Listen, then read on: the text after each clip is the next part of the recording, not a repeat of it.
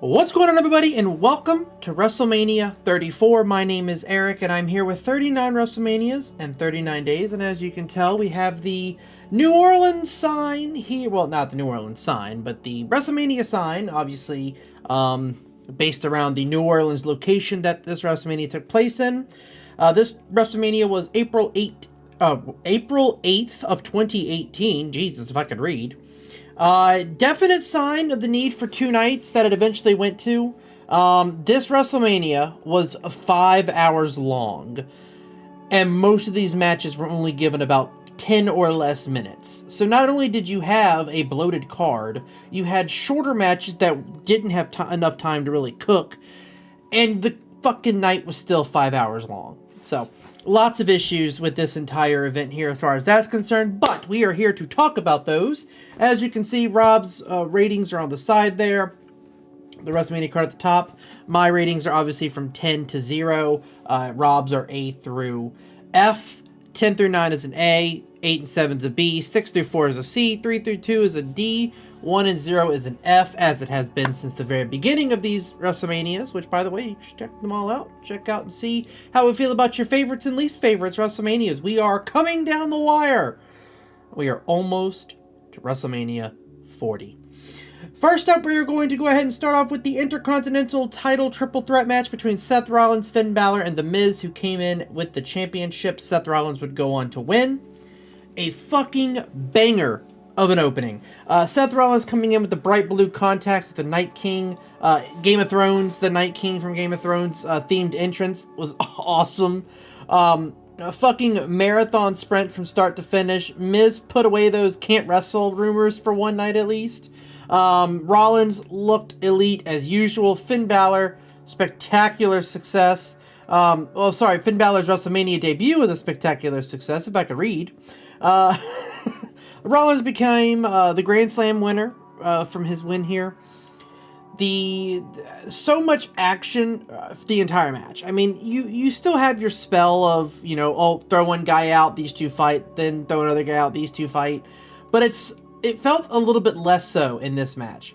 Whenever one gets the advantage, someone else comes in and breaks it up. And that's what makes this match so much better, is all three men stay engaged together. You don't see as many of those situations as you do normally, and even when you do, there's still so much action going on. The other guy is just preparing another spot. He's not just laying on the side doing nothing, like he's getting up on the top turnbuckle and getting ready to jump and stuff like that. So it made it much more easier to follow, and it made it much more exciting, and you had no idea what was going to happen next, which made it unpredictable.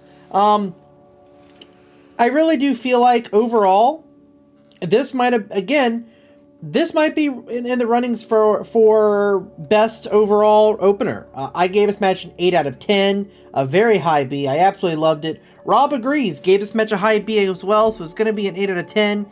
Phenomenal opener to this WrestleMania. Next up, we have Charlotte Flair, who came in as the champion, versus Asuka for the SmackDown Women's title. Another step in the women's revolution was having this match be what it was. Easily, in my opinion, a match of the night contender. This was a phenomenal fight between these two. Everything they did was fluid. Moves led into other moves.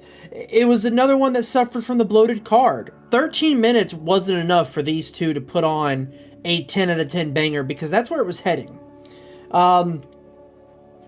I thought that the submissions were amazing. The back and forth contest was electric. Each counter just seemed to move fluid. I gave it a 9 out of 10. I thought this match was absolutely phenomenal.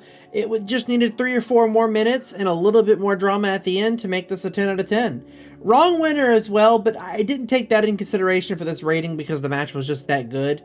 I do feel bad that Asuka has yet to win at WrestleMania.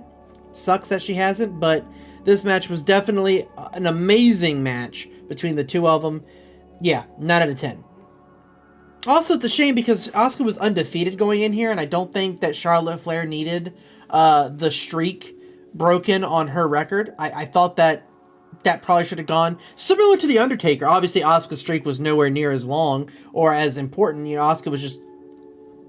Actually, no, take it back. Asuka was going like 150, 200 days undefeated, actually. So You could argue that was even bigger than Undertaker's streak. It's a woman, of course, so no one actually took it that way, as they probably should have. But yeah, I actually think this was a bigger deal than breaking Undertaker's WrestleMania streak, to a degree.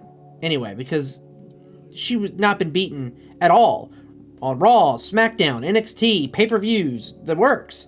And she drops it at WrestleMania to Charlotte Flair. I don't know. I feel like it's kind of a slap in the face to Asuka, to be perfectly honest with you. But regardless, the match is still a 9 out of 10. So that's not going to change anything.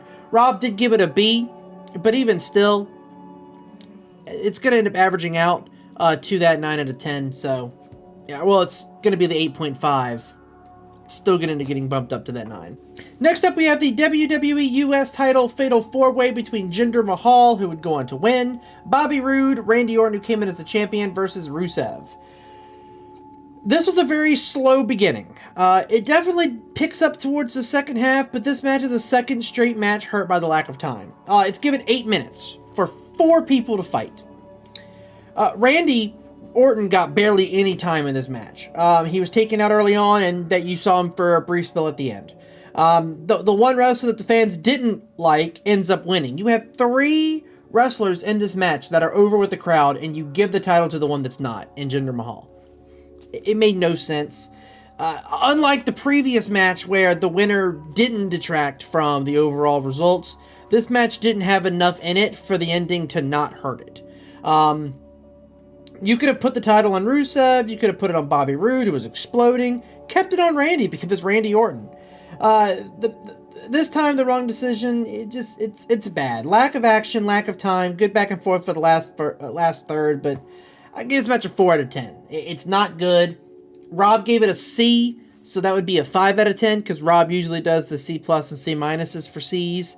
So his 0.5, the 0.5 rule is going to bump this up to a 5 out of 10, but man, I almost think it doesn't deserve it, but it will get there, because Rob and me are both reviewing this, and that's why we do it. Next up, we have Ronda Rousey and Kurt Angle versus Stephanie McMahon and Triple H.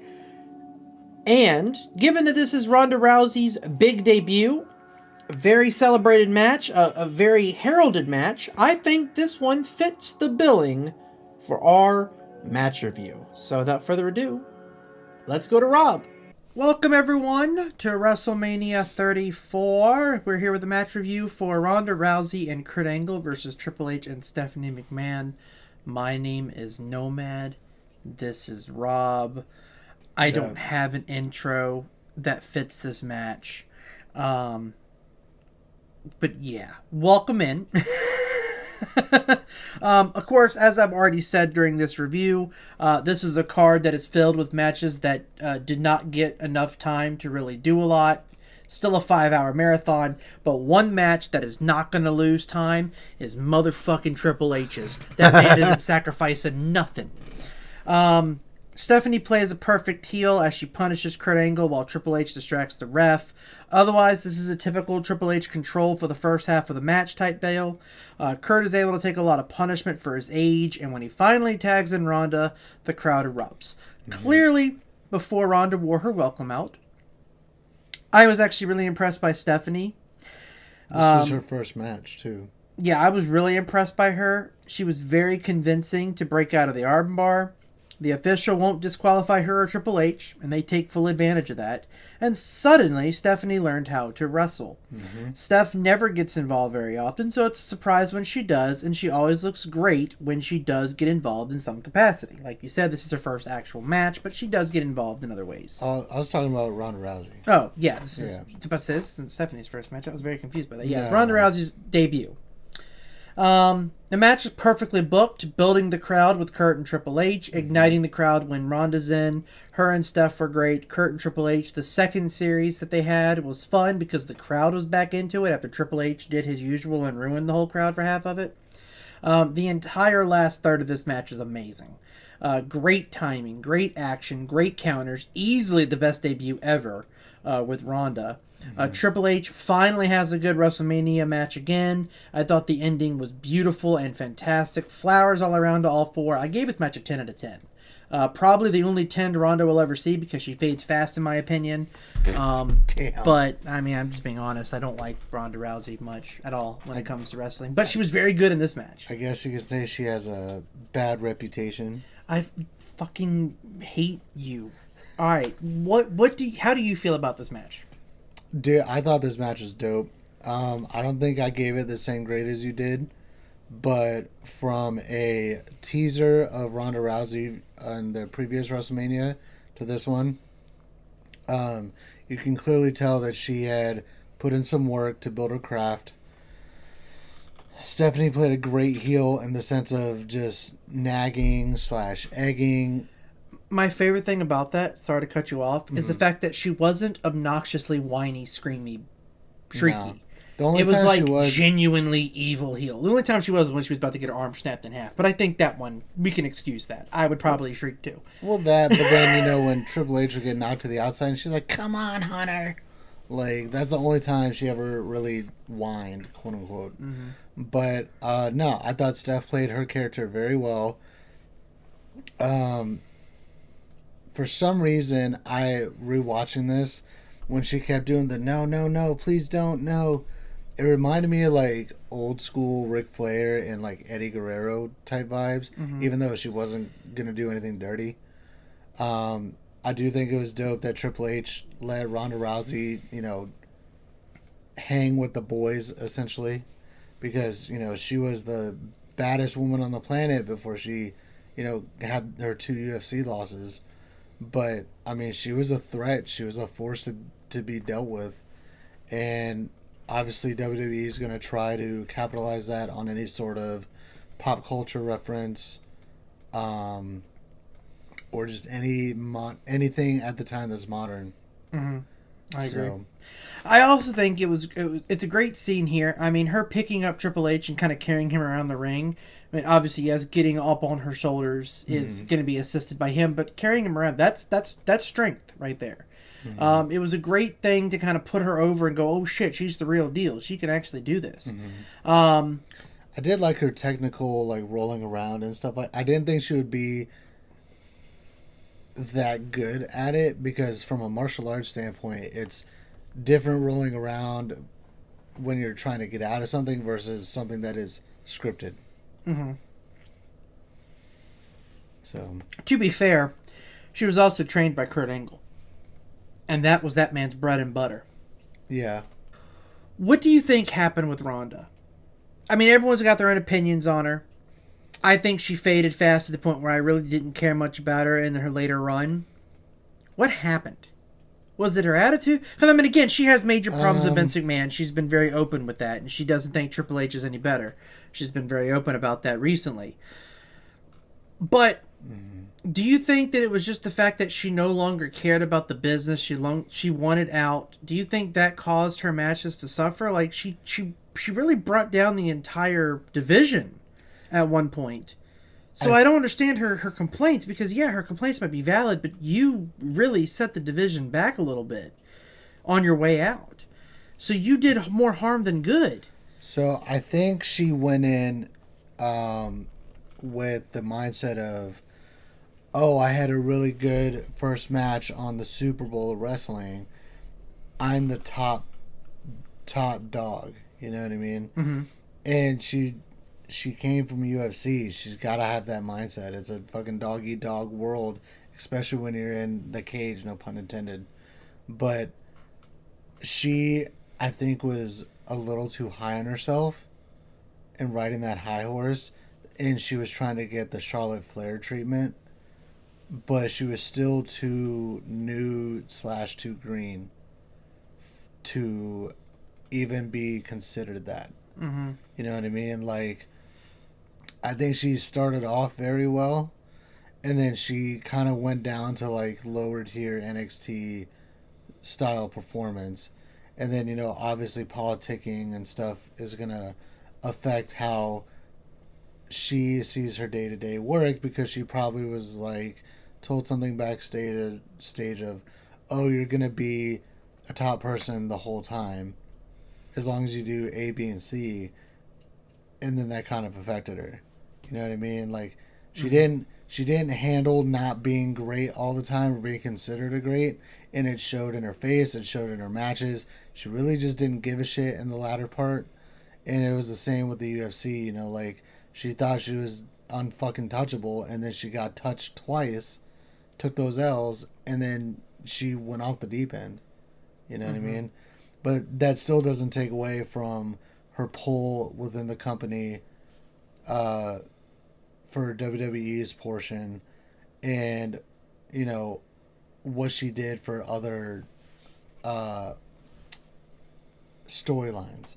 Right. Like with the eventual Shayna Baszler versus her. Mm-hmm. I think she did great by Shayna Baszler. She's the one that got her into the business. Yeah. Sonya Deville, those So, times. Before this goes on too long, is this the best debut? In your opinion? At WrestleMania? In general. And WrestleMania, I guess both. Best WrestleMania and best debut. I don't think it's the best debut in general. I do think from a, I guess, WrestleMania standpoint, because I can't really think of debuts. Like for shock value. Mm-hmm.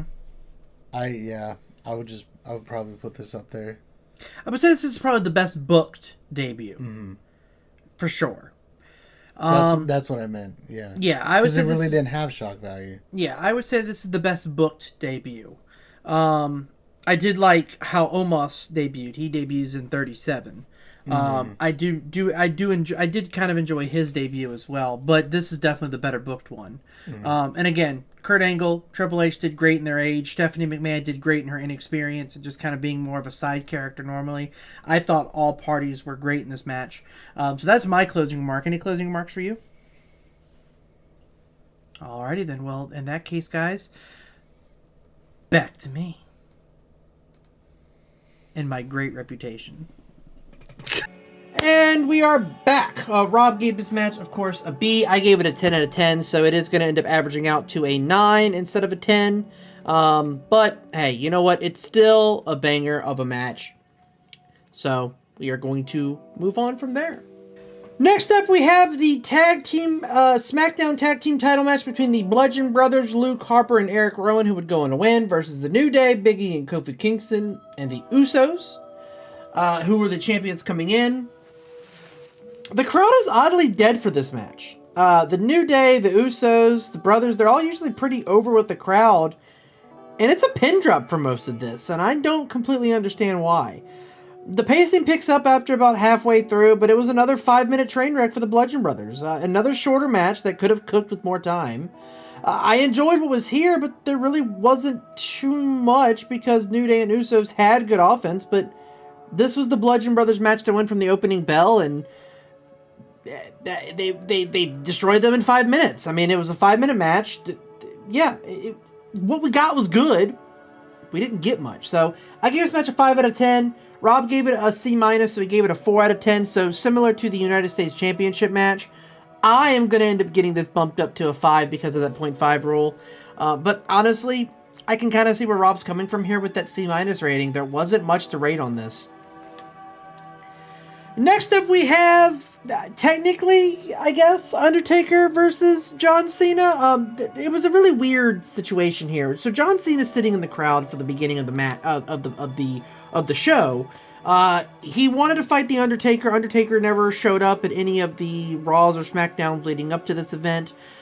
During the Charlotte Flair-Asuka match, while Charlotte Flair is celebrating, John Cena jumps over the barricade and runs up the ramp past her. Kind of stole her moment, if we're being perfectly honest here. And then he comes out at this point to challenge the Undertaker because he hears the Undertaker's in the arena. Undertaker comes down. What should have been a dream match, and even according to Undertaker himself, he had trained for a 15 to 20 minute match.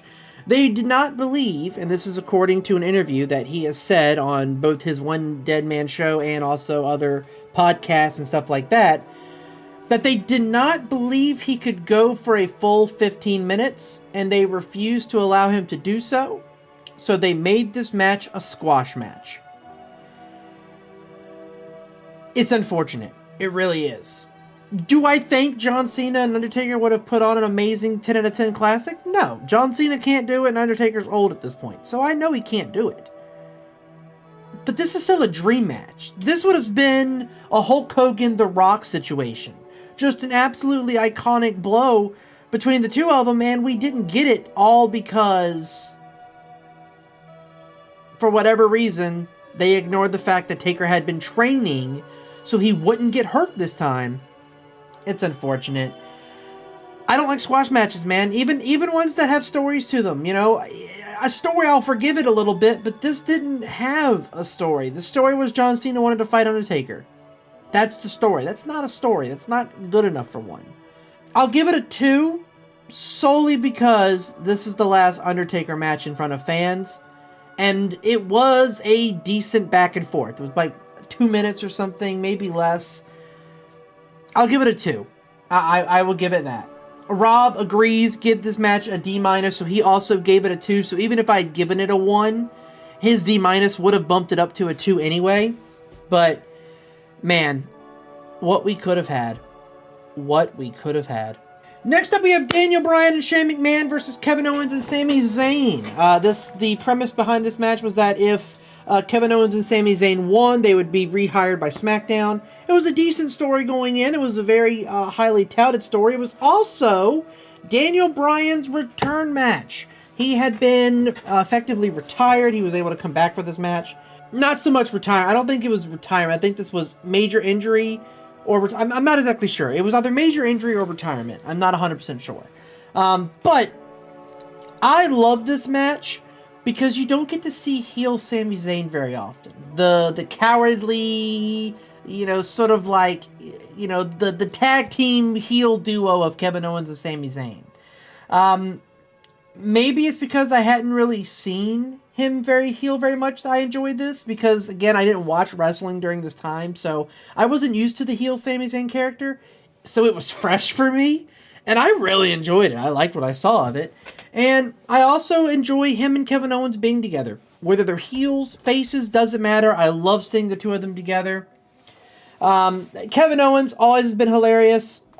Mid-match talker. KO and Sammy take out Bryan early. A decent back and forth with Shane for about 10 minutes, which you could argue is probably 2 or 3 too many. Daniel Bryan finally comes in, gets back into the match. The last third is a Daniel Bryan show. It's his comeback from injury, so he's got to show off. Phenomenal display back and forth with both KO and Sammy, and an exciting finish. Kevin Owens and Sammy stay unemployed, at least for now, and Bryan celebrates with the crowd. I thought this was an entertaining match overall. Shane McMahon didn't detract from it too much. I gave it a 7 out of 10. I thought it was a lot of fun. Rob gave this match a C+, so it's a 6. Again, 0.5 rule is going to bump it up to a 7. Overall, this card is shaking up to be really decent, and then an unfortunate takeaway from us. Next up, we have Nia Jax versus Alexa Bliss for the Raw Women's title. Alexa Bliss came in as the champion. No disrespect to Nia because of her recent run. It has been so much better. But this was never going to be a technical 4 or 5-star match. This was the small, nimble, quick, smart Alexa Bliss versus the large, powerful, scary Nia Jax. Odd to see Nia as the face, but given the story, that's the role she played for this match only. Alexa Bliss was basically a gigantic bully talking about her size, and it was your typical bully versus the bullied match story, which is not the first time we've seen it, not the last time we've seen it. You'll actually see this again in a couple WrestleManias, unfortunately, because originality is kind of dead to a certain degree.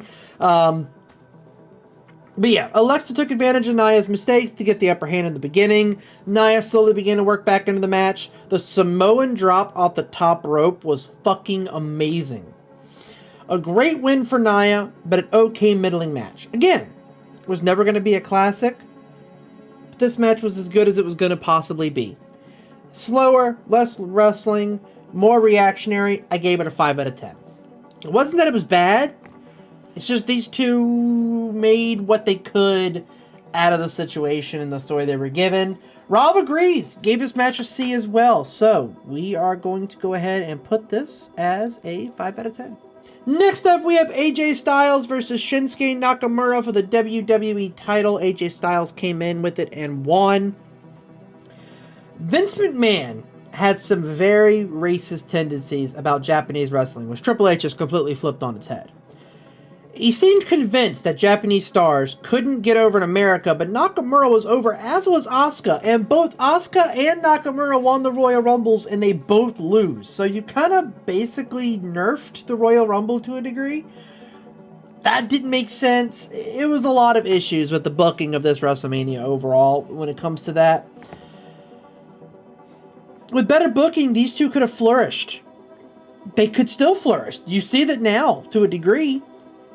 On top of that issue, the match was another that suffered from a bloated card and a long run time. The fans are fucking exhausted by this point. This should have been a 30-minute banger. And instead, you got a 16, 17-minute match out of it. I mean, these are two world-renowned athletes that are known on a far grander scale than just WWE. And you gave them 16 minutes to put on a WrestleMania world title match. Should have been the main event, first of all, because the main event's not good. Second of all, this is a dream match. You've now had 2 dream matches on this card. This could have been an all-time WrestleMania as far as the actual card goes. It's still looking up to be good. But this could have been an all-timer with 2 dream matches on it. And you fucked both of them by making one a squash match and one about 13, 14 minutes too short. I still love this match. It was a great back and forth. Neither had long control segments. This match hit 3rd gear, and as soon as it touches 4th gear, it ends. I love the aggressive clash of styles. It started good, slowed a little in the middle, and again, as it started picking up and appeared to be hitting that top gear, it's over. Which should have been an all-time classic, ends as a still solid 8 out of 10 match for me. Rob slightly disagrees. He gave this a B-, so he gave this a 7 out of 10. Again, the 0.5 rule is going to end up moving it up to the 8. So it's still a good match, but God, you could have had, at this point, 3 potential 10 out of 10s. And instead, you've got a bunch of 9 and 8s, which again, there's nothing wrong with those. But this WrestleMania could have been an all-timer at this point. But it's 5 hours long, so you can't have that long matches. Next up, we have Braun Strowman and Nicholas, who is a child from the crowd, versus The Bar, Cesaro and Sheamus, who came in as the champions for the Raw Tag Team Champions. So the story here is that Strowman wanted to prove he could beat The Bar by himself for the titles.